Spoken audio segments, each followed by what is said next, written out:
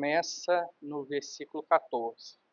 Atos dos Apóstolos, capítulo 2, verso 14, diz assim: Então se levantou Pedro com os 11, e erguendo a voz, advertiu-os nesses termos: Varões judeus e todos os habitantes de Jerusalém, tomai conhecimento disto e atentai às minhas palavras. Estes homens não estão embriagados, como vindes pensando, sendo que esta é a terceira hora do dia. Mas o que ocorre é o que foi dito por intermédio do profeta Joel. E acontecerá nos últimos dias, diz o Senhor, que derramarei do meu espírito sobre toda a carne. Vossos filhos e vossas filhas profetizarão, vossos jovens terão visões e sonharão vossos velhos. Até sobre os meus servos e sobre as minhas servas derramarei do meu espírito naqueles dias, e profetizarão. Mostrarei prodígios em cima do céu e sinais embaixo da terra, sangue, fogo e vapor de fumaça. O sol se converterá em trevas e a lua em sangue, antes que venha o grande e glorioso dia do Senhor. E acontecerá que todo aquele que invocar o nome do Senhor será salvo. Varões israelitas, atendei a essas palavras. Jesus o Nazareno, varão aprovado por Deus diante de vós com milagres, prodígios e sinais, os quais o próprio Deus realizou por intermédio dele entre vós, como vós mesmos sabeis, sendo este entregue pelo determinado desígnio e presciência de Deus, vós o matastes, crucificando-o por mãos de ímpios. O qual, porém, Deus ressuscitou, rompendo os grilhões da morte, porquanto não era possível que ele fosse retido por ela. Porque a respeito dele, diz Davi, diante de mim via sempre o Senhor, porque está à minha direita, para que eu não seja abalado. Por isso se alegrou meu coração, e a minha alma exultou. Além disso, também a minha própria carne repousará em esperança, porque não deixarás a minha alma na morte, nem permitirás que o teu santo veja corrupção. Fizeste-me conhecer os caminhos da vida, encher-me-ás de alegria na tua presença. Irmãos, seja-me permitido dizer-vos claramente a respeito do patriarca Davi, que ele morreu e foi sepultado, e o seu túmulo permanece entre nós até o dia de hoje. Sendo, pois, profeta e sabendo que Deus lhe havia jurado que um dos seus descendentes se assentaria no seu trono, prevendo isto, referiu-se à ressurreição de Cristo, que nem foi deixado na morte, nem o seu corpo experimentou corrupção. A este Jesus, Deus ressuscitou, do que todos nós somos testemunhas. Exaltado, pois, à destra de Deus, tendo recebido do Pai a promessa do Espírito Santo, derramou isto que vedes e ouvis. Porque Davi não subiu aos céus, mas ele mesmo declara: Disse o Senhor a meu Senhor: Assenta-me à minha direita, até que eu ponha os teus inimigos por estrado dos teus pés. Esteja absolutamente certa, pois, toda a casa de Israel, de que a este Jesus que vós crucificastes, Deus o fez, Senhor. Vamos orar? Senhor Deus, nós engrandecemos o teu nome, Pai, porque maravilhas o Senhor tem feito. Ó Deus, estamos diante da tua palavra, Pai. Pedimos a ti humildemente, Pai.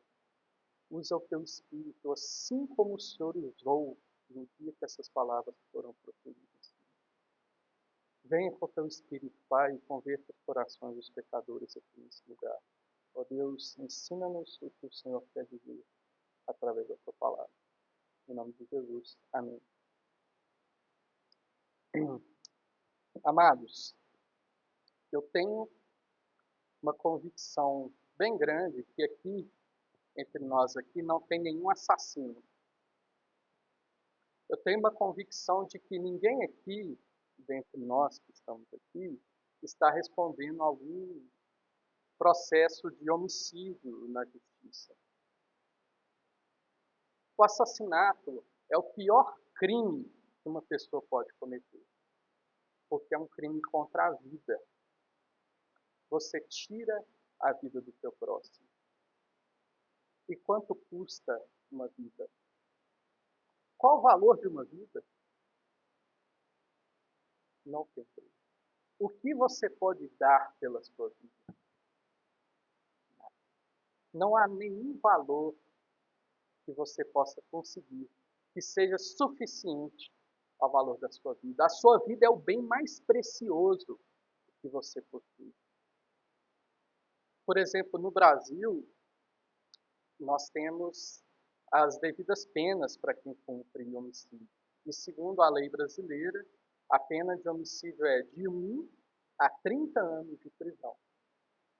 Ou seja, o juiz irá julgar aquele caso de acordo com ele mesmo. Então, se a pessoa tinha intenção de matar ou se não tinha, como que foi o crime, se foi planejado, se não foi planejado, se contou com a ajuda de mais pessoas. Porém, o que interessa aqui para a gente é, será que a pessoa quis matar? Será que o homicídio foi culposo, ou seja, não teve intenção, ou foi doloso, teve intenção? No dia 19 de fevereiro de 2022, cerca de um pouco mais de 2 anos atrás, em Goiânia, estavam dois jovens, um de 20 e os dois de 22 anos, perdão. Eles chamavam Érica e Fábio. Eles eram namorados. E eles estavam, depois de já terem bebido um pouco, já estavam um pouco tontos, estavam na casa do tio de Fábio. O Fábio teve uma brilhante ideia de propor uma brincadeira. Ele pegou uma arma de fogo e propôs para a Érica eles brincarem de roleta russa.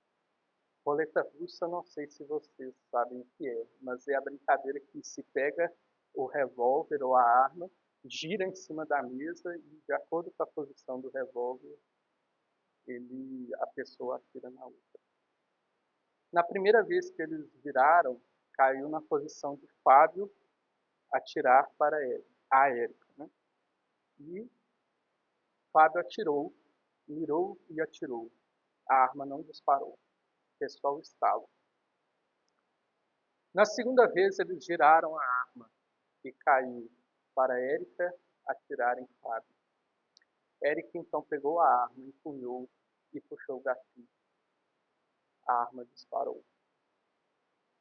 E Fábio morreu na hora com um tiro na cabeça. O tio de Fábio então acordou com aquele estrondo e foi ver o que tinha acontecido. Ele começou a se desesperar com a cena, começou a agredir Érica. Érica teve que fugir da casa e rapidamente a multidão se amontoou em volta dela, querendo matá-la. Mas logo então a polícia chegou e ela foi conduzida à delegacia. Para você, Érica é culpada ou não? Veja, Érica não sabia manipular arma de fogo. Érica não era policial, não sabia manipular. O revólver não era de Érica. Quem ofereceu, quem deu a ideia da brincadeira não foi Érica, mas foi o seu namorado. Para você, Érica teve culpa? Sim, Érica teve culpa. E hoje em dia ela está respondendo ao processo judicial por homicídio do seu ex-namorado. Érica não sabia manusear uma arma, mas ela aceitou a brincadeira. Ela puxou o gatilho e matou o seu namorado. Queridos, aquele homicídio do primeiro século, aquela crucificação de Cristo no primeiro século, teve muitos culpados. Entre eles, você e eu. Cristo não morreu em vão. Cristo morreu pelos seus e pelos meus pecados. Você e eu somos responsáveis pela morte de Cristo. Porém, não pesa sobre nós a condenação do assassinato de Cristo, mas pesa sobre nós a justificação da sua morte por meio da fé. No sermão de hoje nós veremos que Jesus é o seu Cristo, porque você recebeu o Espírito Santo, porque você será ressuscitado e porque você será glorificado no dia da ressurreição. Queridos, você recebeu o Espírito Santo. É a primeira parte do sermão de Pedro. O sermão de Pedro se divide em 3 partes. E a primeira parte, ele mostra que você recebeu o Espírito Santo. Veja a cronologia dos eventos. Nós estamos expondo o livro de Atos. Nós vimos que Jesus foi morto na sexta-feira de Páscoa. Ele ficou sepultado. No domingo de Páscoa, ele ressurgiu dos mortos. Foi ressuscitado. Então ele passa 40 dias ensinando os seus discípulos sobre a pessoa dele, de que ele era o cumprimento de todas as promessas do Antigo Testamento. Ele era o Salvador de Israel, e não só de Israel, mas de todo aquele que crê. E, meus queridos, ele prometeu o Espírito Santo. O Espírito Santo viria sobre aqueles discípulos, e eles, aí sim, teriam poder para serem testemunhas, para serem mártires. A palavra testemunha no grego é mártir. Isso mesmo que você está pensando em português. Mártir, aquele que sofre até a morte. Você tem poder para ser mártir de Cristo. Deus te deu esse poder assim como deu para os discípulos. E, queridos, no último domingo nós vimos o Espírito Santo sendo derramado sobre os discípulos. Que cena estrondosa, que coisa sem igual, que nunca haverá no segundo Pentecostes. Que cena maravilhosa. Aqueles discípulos foram capacitados milagrosamente para falar as línguas daqueles povos, para anunciar, como diz o verso 11, aí, um pouco antes da nossa perícope, diz assim, no final do verso, como os ouvimos falar em nossas línguas as grandezas de Deus. O Espírito Santo capacitou eles a pregarem as grandezas de Deus. Mas o que foi aquilo? O que foi o Pentecostes? Foi a preparação para o maior sermão de todos os tempos. O sermão em que 3.000 pessoas foram convertidas. O sermão de Pedro. Aquele evento, aquelas línguas foram apenas a preparação, o motivo daquela multidão se ajuntar para escutar Pedro. Foi esse o propósito de Pentecostes. Verso 14. Então se levantou Pedro. Pedro? Não é possível. Pedro que vai se levantar e vai falar? Queridos, quem era Pedro? Pedro era um pescador. Pedro era um homem simples. Pedro, podemos ter quase certeza que nunca foi a uma escola, nunca teve instrução formal. E se você ler os evangelhos com cuidado, você vai perceber que Pedro, na verdade, ele era assim, ele não entendia muito bem as coisas. Ele era meio afobado. Ele era meio fora do eixo. Você se lembra que quando Jesus foi transfigurado, apareceu com ele Elias. E Pedro estava ali. E Pedro, então, sem nada para dizer, fala assim, Senhor, não quer que eu construa aqui uma tenda para você e para Elias? Eu vou construir para mim também. Querido, era um homem afoito, era um homem que não sabia o que dizer. Era um homem violento. Quando Judas apareceu com a sua tropa para prender Jesus, quem foi que desembainhou a sua espada e atacou a orelha de Malco, o servo do sumo sacerdote? Era um homem violento. Era um homem violento. Querido, Pedro não tinha um bom currículo. Não tinha um bom histórico. Mas Deus restaurou. Deus restaurou a vida daquele homem. Deus o capacitou com o seu Santo Espírito e ele pregou poderosamente o Evangelho. Portanto, você não fique preocupado com a sua formação acadêmica, não fique preocupado com, com as suas características diante de você servir a Cristo, porque Deus restaura. Deus é um Deus misericordioso. Deus é um Deus que interfere na sua vida para o bem.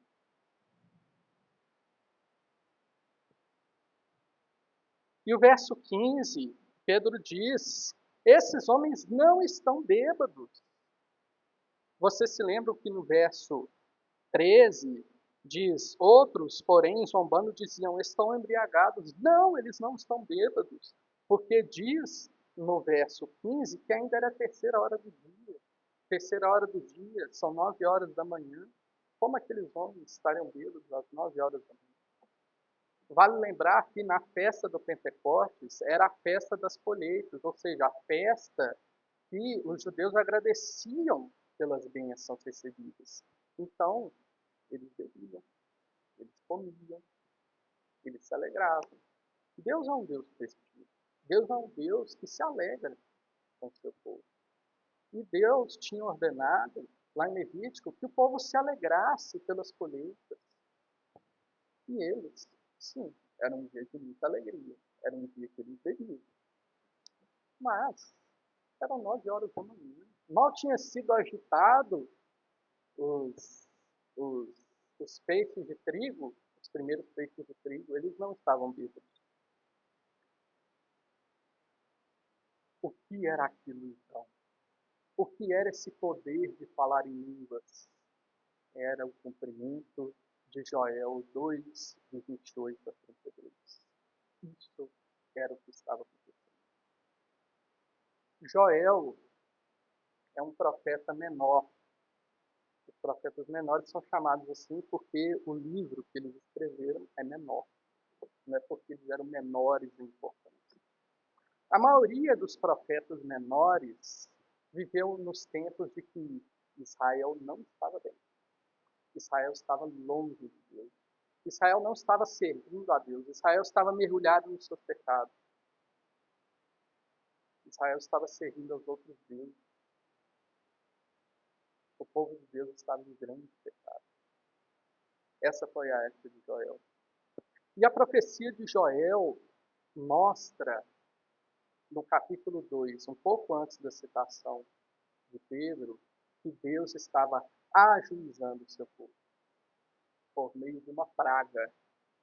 Viria uma praga sobre as suas plantações. A praga dos gafanhotos. É o tal do devorador, né? É o gafanhoto devorador. Estava vindo, então, uma praga sobre as plantações dos israelitas, porque eles não estavam obedecendo a Deus. Eles estavam vivendo desleixadamente com a lei do Senhor. Deus enviou juízo sobre aquele povo. Deus enviou juízo contra o pecado deles com os gafanhotos. A profecia de Joel, então, era para que o povo se arrependesse dos seus pecados, para que o povo se voltasse ao Senhor. Eles vendo a praga dos gafanhotos, era para eles se arrependerem, para eles pensarem: poxa vida, Deus está me ajuizando, vou me arrepender do que eu estou fazendo, vou servir a Deus. É juízo de Deus sobre Israel. Era para arrependimento. E prenunciando o dia do Senhor, o dia que todos os pecados serão julgados. O último dia, o dia do juízo final. aqueles gafanhotos, aquele juízo, prenuncia o juízo do grande dia, do dia do Senhor. Porém, nenhuma profecia das Escrituras, nenhuma profecia do Antigo Testamento vem sem graça. Sempre que há juízo, há graça da parte de Deus. Nunca há juízo sem graça. E qual é a graça, meus queridos? Vamos ler de novo a profecia de Joel, verso 17. E acontecerá nos últimos dias, diz o Senhor, que derramarei do meu espírito sobre toda a carne. Vossos filhos e vossas filhas profetizarão, vossos jovens terão visões e sonharão vossos velhos, até sobre os meus servos e sobre as minhas servas. Derramarei do meu espírito naqueles dias e profetizarão. A graça de Deus sobre Israel, antes do dia do Senhor, seria o derramar do Santo Espírito de Deus. O que foi o Pentecostes? O que foi aquele grande evento das línguas? Foi o derramar do Espírito Santo sobre os seus discípulos, sobre os discípulos de Jesus. Todos profetizarão. Todos profetizarão. Juízo nunca vem sem a graça de Deus, sem a misericórdia. Deus nunca se revela só em juízo, mas se revela também em graça. E para quê? Verso 21. E acontecerá que todo aquele que invocar o nome do Senhor será salvo. Todo o que invocar. Você é judeu? Ou seja, seu pai é judeu, seu avô era judeu, seu bisavô, seu trisavô, seu tataravô era judeu? O meu não era. O que eu estou fazendo aqui, então, louvando ao Deus de Israel? O que eu estou fazendo aqui, louvando o Deus verdadeiro? Porque a graça do Senhor não é mais limitada só a Israel, mas ela é limitada agora à sua igreja, que não há distinção étnica, não precisa de ser judeu para participar da igreja. Mas todos os povos invocarão o nome do Senhor. Não há mais distinção étnica. Por isso que você pode estar aqui agora. É por isso, pela profecia de Joel.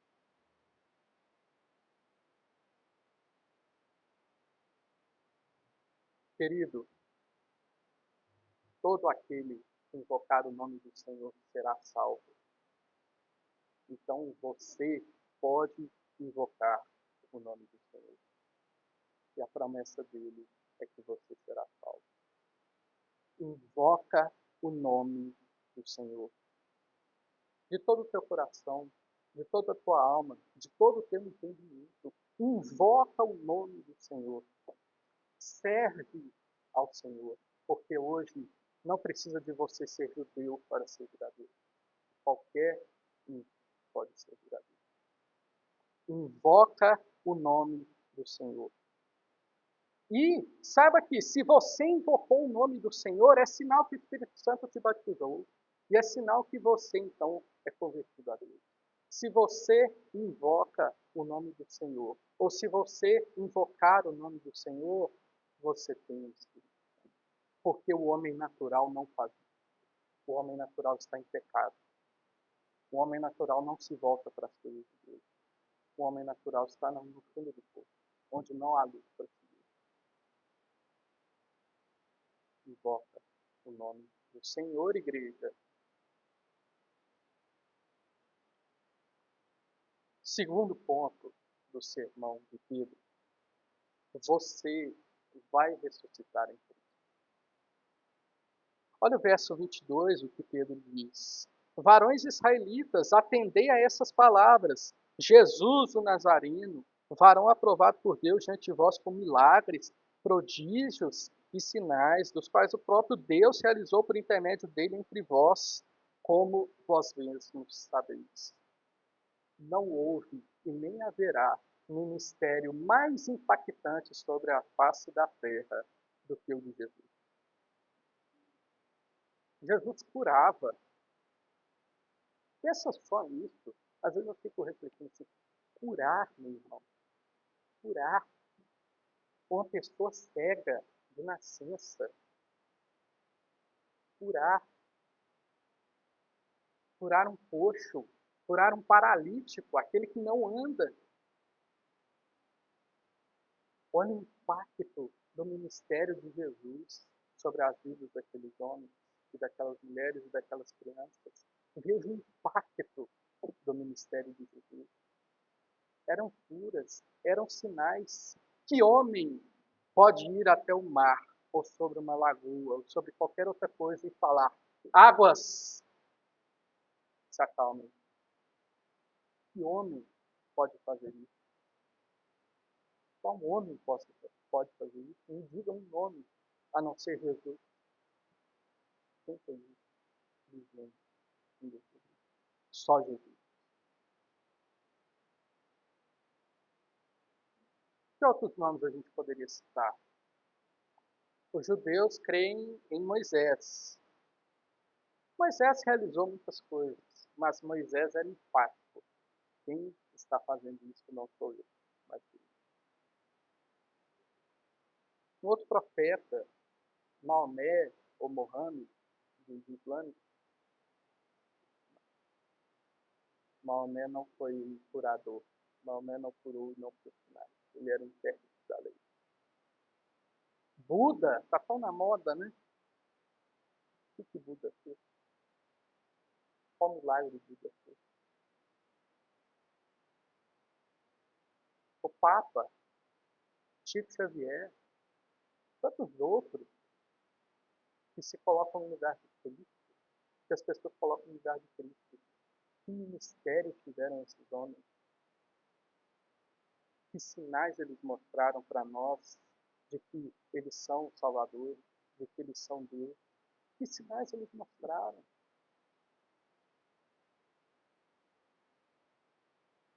Jesus fez o maior ministério dessa terra da vida, em geral. Mas uma coisa depunha sobre o ministério de Jesus: a sua morte. Lembra do que aqueles homens maus falaram na hora que Jesus estava sendo crucificado? Se tu és o Filho de Deus, sai dessa cruz e salva-te a ti mesmo. É isso que aqueles homens fizeram. A morte de Jesus era uma coisa que depunha, era uma coisa que os judeus não conseguiam acreditar. Por quê? Porque Israel pensava que o Messias, que o Salvador, seria político. Nós lemos aqui 1 Samuel, capítulo 2, como era Davi. Davi era um homem de guerra, um homem que empunhava a espada e saía guerreando.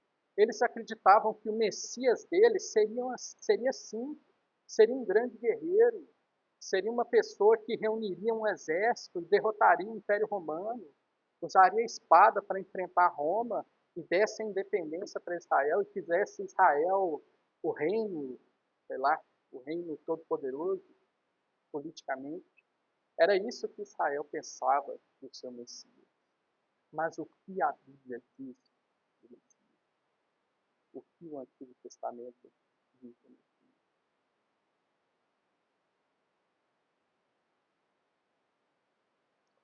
O Antigo Testamento diz que o Messias será como um renovo.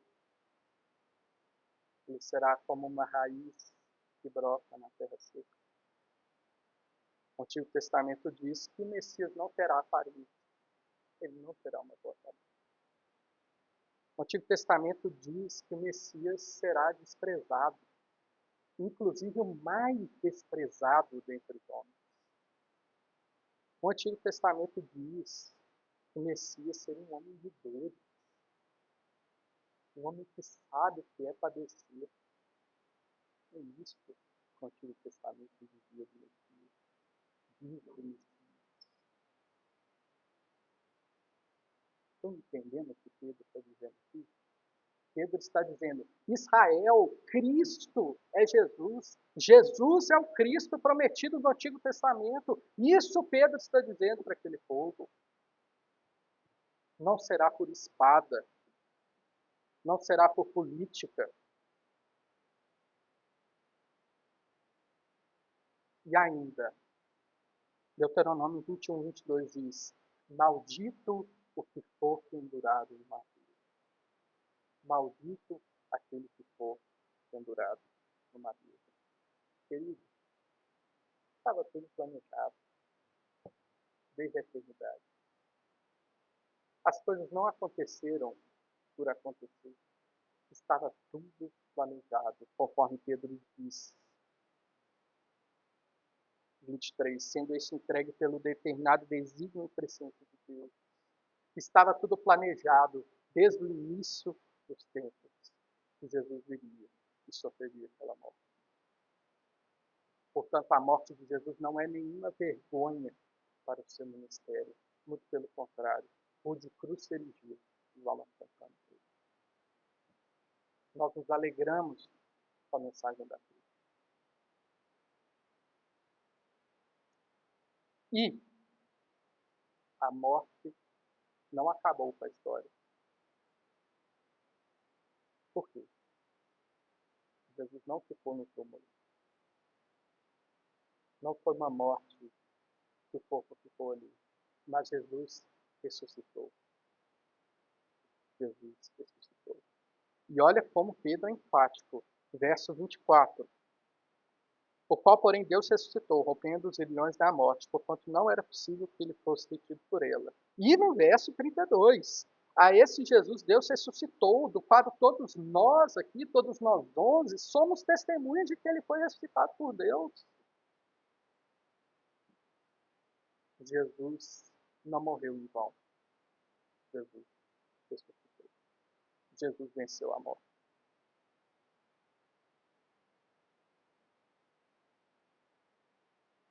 Vamos ler agora a profecia de Davi, versos 25 a 28. Diz assim: porque a respeito dele diz Davi: diante de mim via sempre o Senhor, porque está à minha direita, para que eu não seja abalado. Por isso se alegrou o meu coração, e a minha língua exultou. E além disso também a minha própria carne repousará em esperança, porque não deixarás a minha alma na morte, nem permitirás que o teu santo veja corrupção. Fizeste-me conhecer os caminhos da vida, encher-me-ás de alegria na tua presença. Esse é o Salmo 16, versos 8 a 11. De quem Davi estava falando? Os israelitas daquela época pensavam que Davi estava falando dele mesmo. Estavam completamente equivocados. Olha o que diz aqui, que o teu santo, no final do verso 27, não permitirás que o teu santo veja corrupção. E a morte não irá me vencer.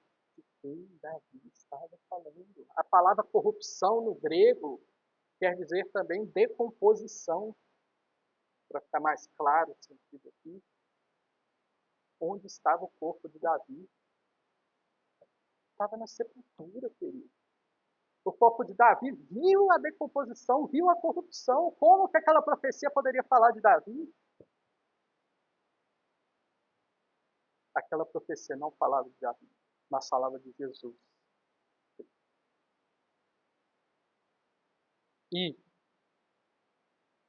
não foi Davi, mas Jesus. E se essa profecia se refere a Jesus, então Jesus é o Salvador prometido no Antigo Testamento. Jesus é o Cristo. Jesus morreu aquela morte terrível, não foi à toa. Jesus morreu aquela morte terrível por causa de você e por causa de mim.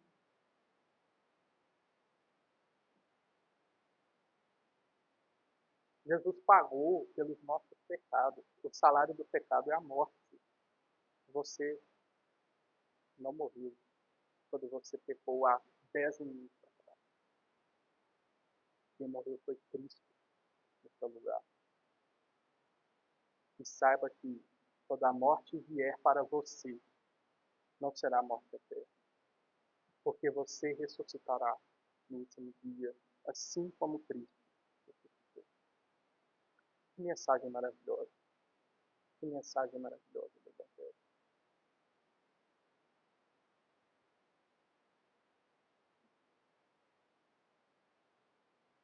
Como dizem, como diz um filósofo famoso, né? A morte é a única certeza da vida. Eu melhoraria a frase dizendo que a morte é a única certeza da vida sem Deus. Se você está aqui e não serve a Cristo, pense na sua morte. Pense como será o seu velório. Se as pessoas ao seu redor estarão cheias de esperança ou estarão cheias de pranto. Pensa, reflete sobre a morte e veja que ninguém escapa dela. Ninguém escapa dela. Só que aqueles que servem a Cristo não morrerão para sempre, mas eles ressuscitarão para a vida eterna com o Pai, em alegria. Renda-se a Cristo. Terceiro ponto do sermão de Pedro. Você será glorificado com Cristo.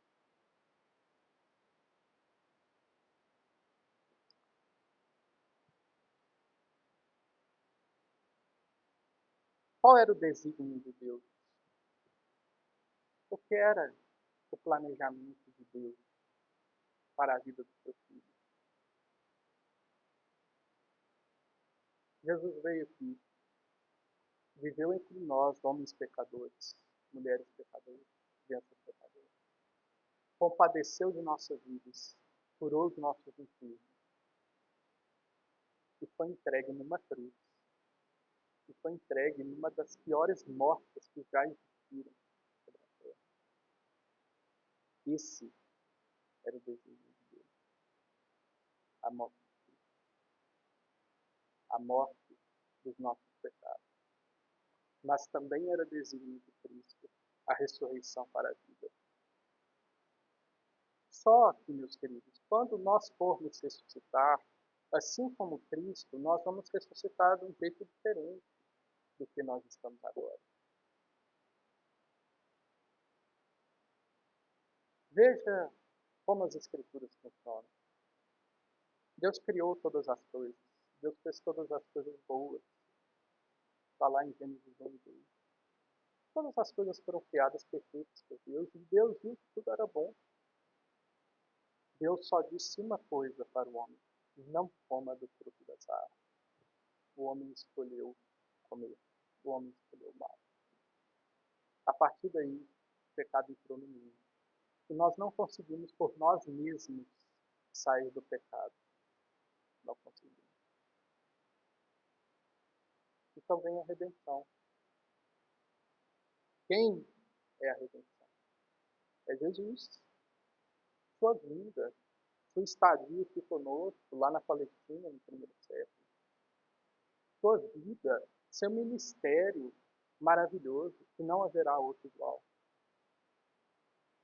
Sua morte, sua ressurreição, sua ascensão. E a vinda do Espírito Santo sobre os crentes. Onde está Jesus? Ele ascendeu ao céu. Está escrito um pouco antes aí, em Atos dos Apóstolos, no verso 6 a 11, se vocês voltarem um pouco aí. Onde está Jesus? O corpo dele foi glorificado e ele foi para o Pai. E ele está agora ao lado do Pai. Ele está governando todas as coisas para o seu propósito determinado. A última citação de Pedro é do Salmo 110. Diz assim, no verso 34. Porque Davi não subiu aos céus, mas ele mesmo declara: disse o Senhor ao meu Senhor: assenta-te à minha direita, até que eu ponha os teus inimigos por estrado dos teus pés. Interessante que Pedro citou Davi duas vezes. Nós estamos lendo aqui um pouco da história de Davi, antes, no início da liturgia, lendo os capítulos de primeira, que terminamos, e agora segunda Samuel. Davi foi um rei extremamente importante para Israel. Por quê? Porque no governo de Davi, Israel foi extremamente abençoado por Deus. Davi unificou o reino. Aqui nós lemos ainda o reino separado, né? Que ainda Mefibosete era rei sobre o norte. Mas 2 anos depois, todo o reino de Israel foi unido em Davi. E foi um tempo de muita bênção. Foi um tempo que Israel cresceu territorialmente. Foi um tempo de razoável estabilidade política, econômica. Foi um tempo que Israel gozou da alegria do Senhor. Foi um tempo que Israel estava sob bênção de Deus. A Bíblia diz que Davi foi um homem segundo o coração de Deus. Mas Davi, não é possível. Davi foi um homem segundo o coração de Deus. Nós acabamos de ler ele matando muito de gente. Davi era um homem de guerra, Davi era um general de exército que mandava seu soldado ir para lá e para cá, e dava sentença de morte, e ele mesmo matava.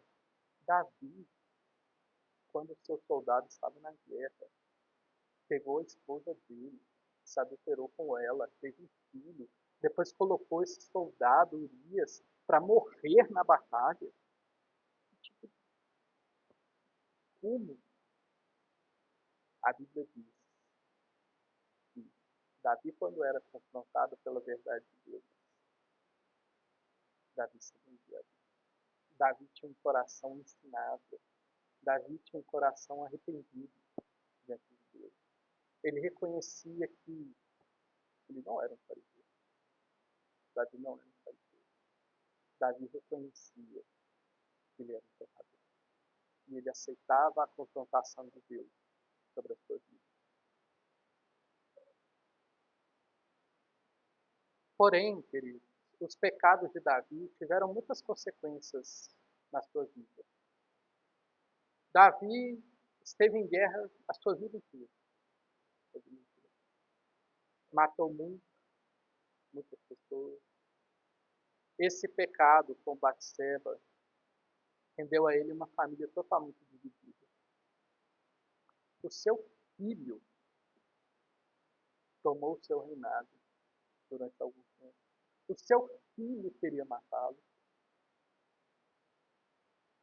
Os filisteus o tempo inteiro vindo contra ele. Davi foi um homem de guerra, um homem que enfrentou muitos problemas. Israel estava sob a bênção de Deus, mas ainda tinha muita guerra, muito inimigo, muito problema. Então,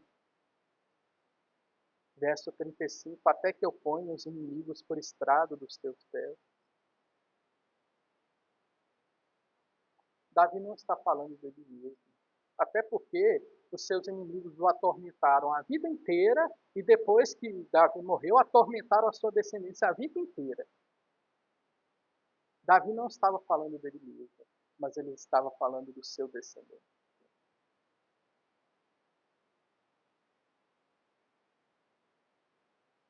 Você já leu os evangelhos e percebeu quanta guerra tem, guerra espiritual?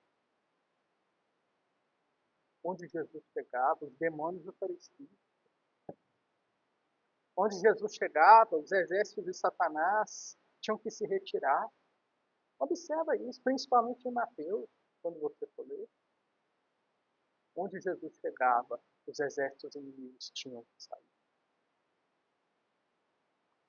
E quando o inimigo maior de Deus, Satanás, achava que tinha vencido a batalha, o Filho de Deus foi pregado numa cruz. Satanás foi derrotado para sempre. Satanás está amarrado, o diabo está amarrado, e ele não tem mais poder de impedir o avanço do evangelho sobre a terra. Os inimigos de Jesus estão abaixo dos seus pés, estão embaixo do estrado. Algumas traduções trazem esse cabelo, né? Alguém já viu os filmes antigos, de época medieval antiga? O rei sentava no trono, aí tinha uma almofadinha para o pé dele, né? Aquilo ali que é o estrado dos pés. Está abaixo, está sob domínio totalmente. Satanás perdeu a sua guerra. Está totalmente derrotado. O descendente de Davi venceu a guerra. E o seu inimigo está totalmente derrotado. E onde ele está? Entronizado. O corpo dele foi glorificado. E ele está à direita do Pai. Ele está regendo todas as coisas para o seu propósito. E olha que coisa, você e eu, miseráveis pecadores, horríveis pecadores, que não conseguimos ficar uma hora sem pecar, nós teremos o nosso corpo glorificado assim como Deus. Que mistério. Na ressurreição, nós não teremos mais o pecado agindo sobre nós. Nosso corpo será glorificado assim como foi glorificado por Cristo. Que maravilha. Que maravilha.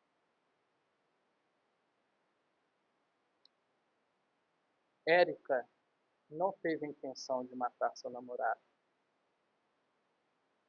Ele propôs a brincadeira, ele que pegou a arma, ele que deu a arma para eles brincarem,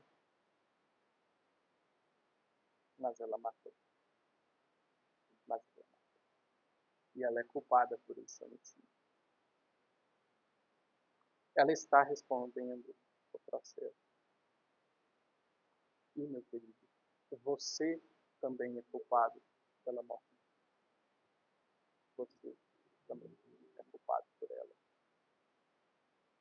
Ele morreu pelos seus pecados e pelos meus pecados. Portanto, a cruz de Cristo pesa sobre nós. Esse homicídio está na nossa porta.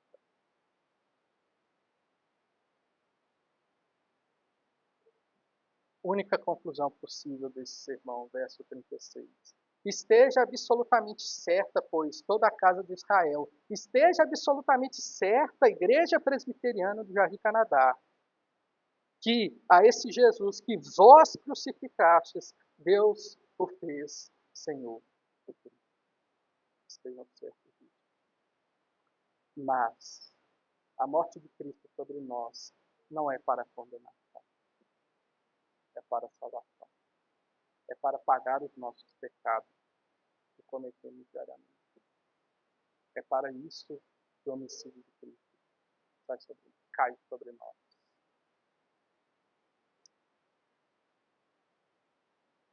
Jesus é o seu Cristo, porque você recebeu o Espírito Santo, porque você será ressuscitado e glorificado com ele. Você recebeu o Espírito Santo, meu filho.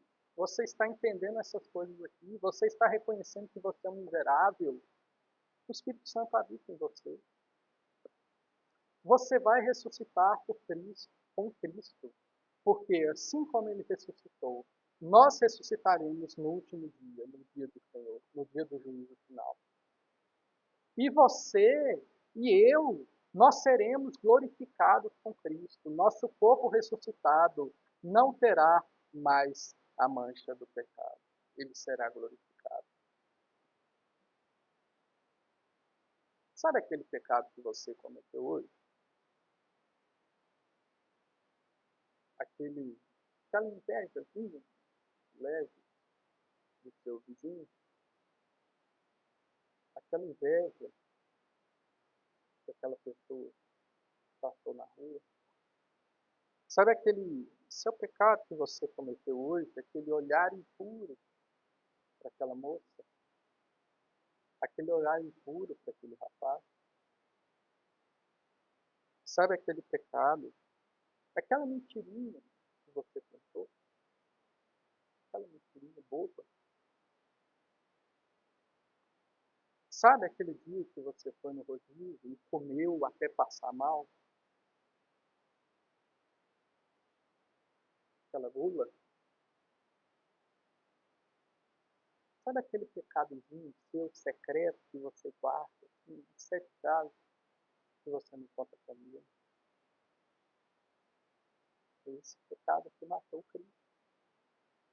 É esse pecado que matou Cristo. É esse pecado que matou Cristo.